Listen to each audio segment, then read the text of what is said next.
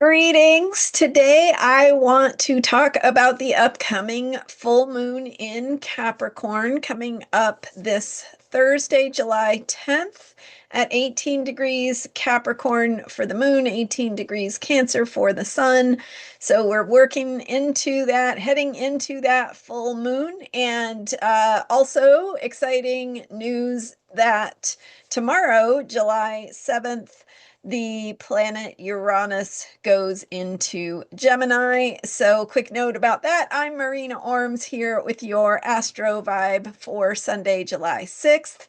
So, kind of looking at an interesting week ahead. And just before I jump in with all that, I did a fascinating and fabulous conversation with fellow astrologer Jenny Webb about Uranus going into Gemini. So I'm going to post the link to that video in the description for this one.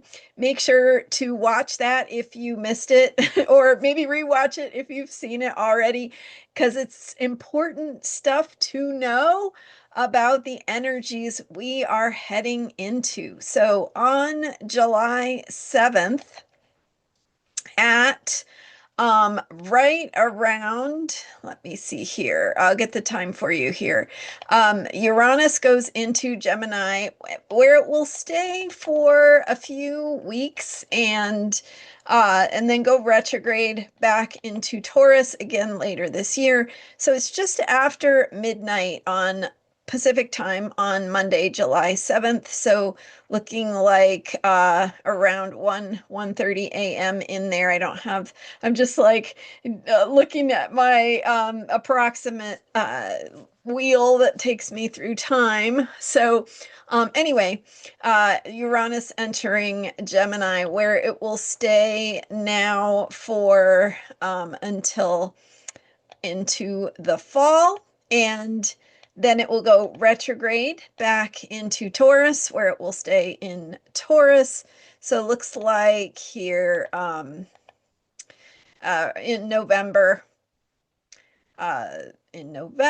Uranus back retrograding back into Taurus, and then in 2026 going back into Gemini. But ultimately, when Uranus goes into Gemini in 2026, it will stay for 7 years because typically that is how long the planet Uranus spends in a sign while it's doing this retrograde thing. Sometimes it goes into a sign, back into this previous sign, and then it takes its time finally entering the sign it's moving into. All the outer planets do that. They have slow movement anyway, and their retrogrades tend to, take a long time. So it's a process, just like Pluto going into Aquarius was a process throughout 2023 and 2024, where Pluto actually retrograded back into Capricorn more than once. And so we had that experience to really work through those energies.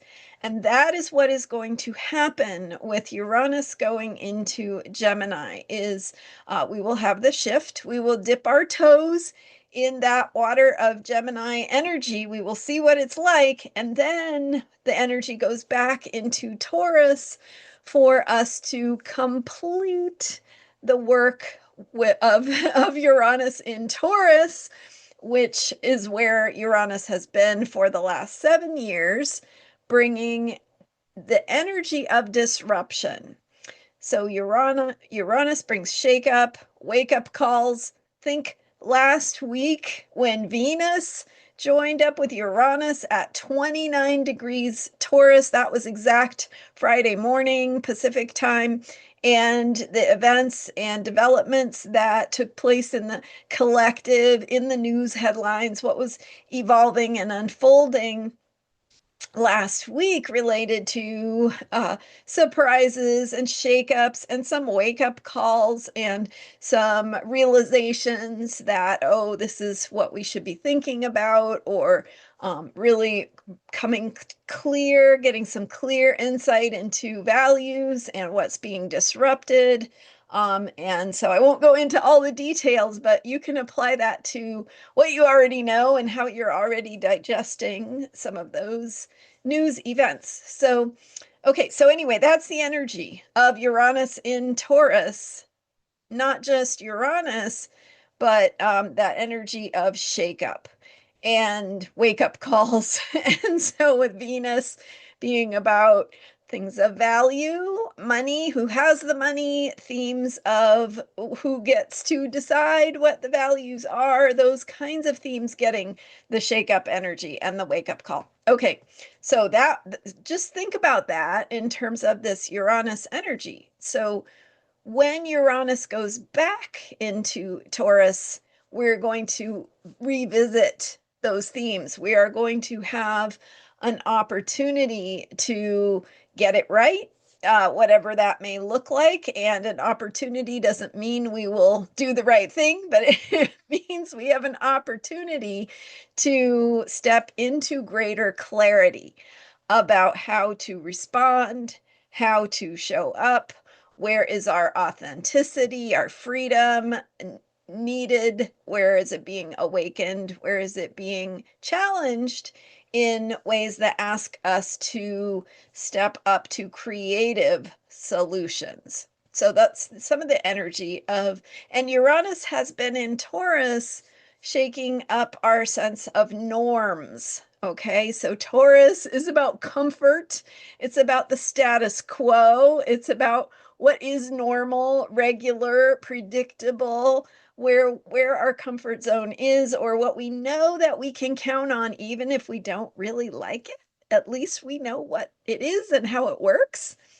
Okay, then Uranus going through Taurus says, yeah, you're gonna have to change. and and if you're not changing and stepping into your own clarity and authenticity, these wake-up calls, these shakeups, these lightning bolts, these earthquakes in energy are going to push you to do that. They are in that bigger picture, the process of how we awaken. And sometimes we need those shakeups to realize what is important to us, what we need to do about it, where we need to live and defend and step into our freedom, right? So it's helping us ultimately from an evolutionary astrology perspective. We see that everything the planets bring us is helping us to grow, to evolve, to become more whole, to be more of who we are here to be. So we can look at every planetary alignment as how is it doing that? What is the unique way that this planetary alignment is asking us to learn and grow and evolve? All right. Let me come back on topic. Okay, so Uranus now going into Gemini, and that will bring shake up and wake up calls in the area of communication, of thinking, of ideas, of how we process information, where we get our information, how reliable that information is, questioning that bigger picture of what information do we have and what can we believe and what can we trust, and a lot of themes about that. Coming back to themes of AI and communication and how communication is changing, how technology is changing, and how do we need to be responsible for keeping it free, right? Keeping it authentic, keeping it real, and maybe factual might be important. So okay, so that's where we're heading. And again, that's just a little taste. If you want a deeper dive into Uranus and Gemini themes and energies, I highly recommend that video I did with Jenny Webb. So again, that link is in the description for this video. All right, now, so that's happening Monday, early morning Pacific time, just after midnight. So we've got that shift. With the outer planets, you don't necessarily feel it like all at once on the day that it changes. Is not like necessarily a big momentous thing, but those inner planets, those faster moving planets, the moon and the moon sign can sometimes trigger it to express itself in different ways. So we'll be watching that and seeing how that unfolds, especially as we get those inner planet alignments to that Uranus in Gemini energy and the moon, and how the moon activates it as the moon goes through its cycle. All right, so now getting to the energy of Thursday's full moon in Capricorn, exact at 1:36 p.m. on Thursday, July 10th. That is Pacific time. So 4:36 p.m. Eastern, and you can adjust for your time zone. So with that full moon in Capricorn, we highlight the energy of Saturn. Saturn rules Capricorn. Saturn is about reality. It's about limitations, boundaries, and limits. So where we need to remember reality and what is real, like what we have to deal with. So where are the things in our lives that maybe we wish were different, but we can't wish them into being different, right? There's some things that you can't change. So some things you can't change at all, right? Like the fact that life ends with death. That is the ultimate Saturnian limit, is mortality. But we can bring in an understanding of that limit in different ways in our lives, where we realize what we can and can't do. And that has everything, it speaks to everything from rules, what you can and can't do because there's a rule or a law, which obviously those are limits we can push, but there might be consequences. Things that are physical laws, like laws of gravity, laws of material properties, and things that you can't change because they're just there. That's just the way it is. So Saturn speaks to all of those boundaries, limits, rules, and physical properties and limitations. So looking at this full moon highlights where our limitations are compared to where our dreams are. Neptune, now retrograde, because Neptune stationed retrograde on July 4th. And that was another great video. If you missed my 4th of July Intense Independence Day alignments video, I recommend that one also, because there were a lot of things going on July 4th. So I'll put the link to that in this video as well. And that station of Neptune to go retrograde, Neptune now coming closer, right? It's backing up, getting closer to Saturn as we head toward what will not be an exact Saturn-Neptune conjunction, but very, very, very close, because Neptune will go retrograde. It will get really close to Saturn, and then ultimately Saturn will go retrograde as well, and both will retrograde back into Pisces. But they do get very, very close. So to follow that aspect, which is a conjunction of Saturn and Neptune, check out again my article that is a handy reference guide for the planetary alignments in 2025. So I'm mentioning all these resources because they're really helpful to understand the bigger context of some of these energies that we are dealing with. And this one, the Neptune Saturn almost conjunction, that will be exact in 2026, but is almost exact in 2025 this summer and getting closer as we speak. That energy of Neptune and its influence on Saturn dissolves the boundaries of Saturn. Sometimes it obscures, right? Like brings in some wiggle room to, say the rule of law, right? Saying, yeah, well, we don't really have to do it that way. Or just because that's a rule doesn't mean we have to follow it. So So that kind of vibe going on. Also, Neptune brings in the energy of dreams, of the heart, what the heart wants, that bigger picture, that bigger vision of possibility, our spiritual sense of purpose and connection and meaning, and that bigger spiritual picture, bigger principles that are at play. So that is coming in as well. What is the dream? What is the vision? What do we want for the future? And that is being awakened as we recognize where those limits are. Like, oh, there's the dream, but here's reality.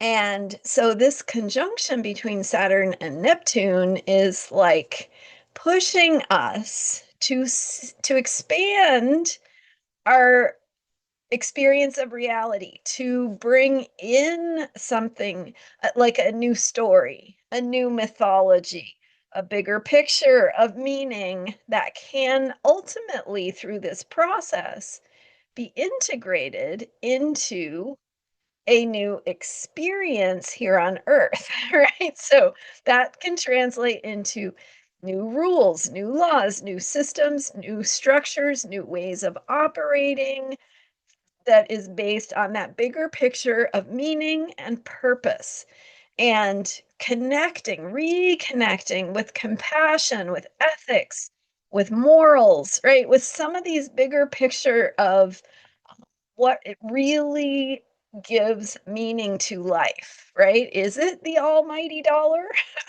or is there something else that that actually we can reconnect with to give meaning and purpose, which is Saturn, meaning and purpose to our lives to lead us into action, which is Aries. So, this full moon is highlighting those energies because of Neptune's influence on Saturn. So, it's asking us to connect with the dream. It is asking us to recognize where we have been misled, where we have believed something that was an illusion or a delusion, where we got confused, where we got lost, where we've gotten off track, so that we can find our feet underneath us, reconnect with the bigger why, and get back on track to live our lives in a way that creates that dream. So, noticing, for each of us, this is a very personal, very individual process. Each of us paying attention and asking those deeper questions and noticing, where have I been believing something that isn't serving that bigger picture, right? Where did I want to believe the easy, convenient truth or the status quo was comfortable for me? Or where have my beliefs fit into creating a system and a structure that doesn't work anymore? So we have to question ourselves. We have to question our beliefs and on very personal level, ask ourselves, what is meaningful to me? What do I care about in that bigger picture? And where do I need to surrender or allow myself to expand into new possibilities that are guided by a bigger picture of wisdom, of meaning, and purpose? So, this Capricorn full moon, Capricorn is about systems and structures and getting organized and planning and all those kinds of things, relating back to the Cancer new moon. That new moon in Cancer that activated or began this cycle based on themes of caring, of healthcare, of compassion, of how we care for one another, what it means to take care of ourselves and one another individually and in society, what caring is, what self care is, what we need, and how we get those needs met. So this Capricorn full moon says, how are you going to do that? Like practically, what does that look like? What are the steps? How do you get organized? How do you bring order to create that vision of caring, of kindness, of getting your needs met and meeting the needs of all members of society, if that is something you care about, right?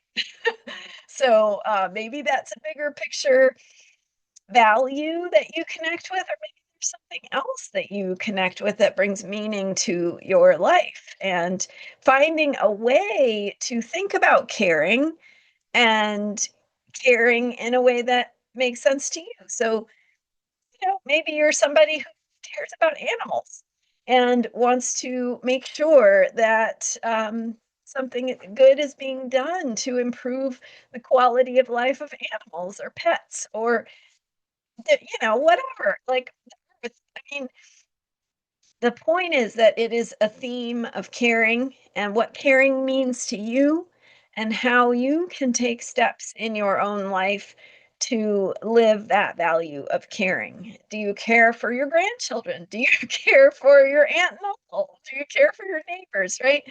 What do you care about? Who do you care about? What do they need? And how can you step into being that person of caring without feeling overwhelmed, because overwhelm interferes with our ability to care, right? So we have to do the self-care first. Get the rest, get the nourishment, get our needs met, and then we have the energy, we have the resources to think about how can I be a force for caring in the world, which again, with the Capricorn full moon energy says, how are you going to do this in practical terms? What is your plan? What is your strategy? What is your next step? Can you make a plan on your calendar for, I'm going to go to this meeting, or I'm going to do this thing, or I'm going to reach out to this neighbor on this day? Make it practical.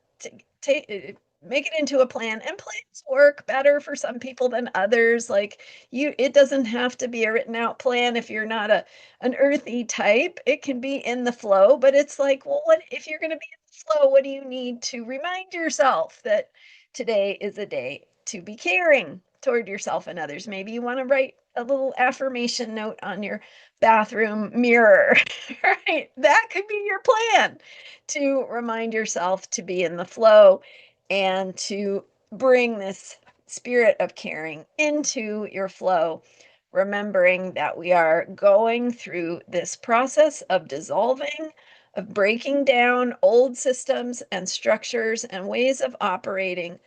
At the same time, we are having an opportunity to open to that bigger picture of what really is meaningful and purposeful in our lives, and how to live that dream of what we care about.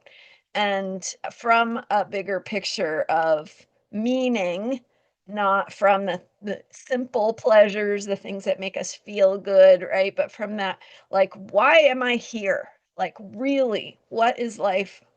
What really brings meaning and a sense of satisfaction to my life? What will I care about at the end of my life? I mean, maybe that helps you to think about it that way. So, anyway, uh, big picture stuff, but also thinking about it in very practical terms.